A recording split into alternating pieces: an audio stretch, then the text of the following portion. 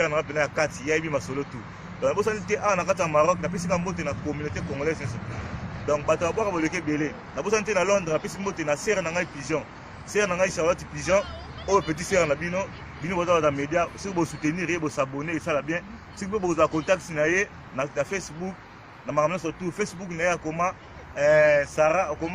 akoma Sarah Badibanga donc so sere nango bato nyonso bozala nango so beti Sarah Badibanga na Facebook bokozwa ye comme ça vous s'abonner na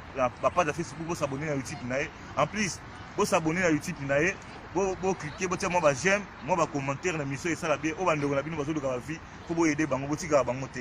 donc c'est na Pigeon à Londres ya Ibrahim Nzambe ya nyonso émission pesa tango site pesa tango na Londres na vous santé petit sœur na ngai Ripoll na kata Londres yo poza muta média au tapé journaliste sur internet au petit sœur na yo faut s'abonner à site na yo taper ba commentaire et ça la bien bato nyonso bolanda émission oyo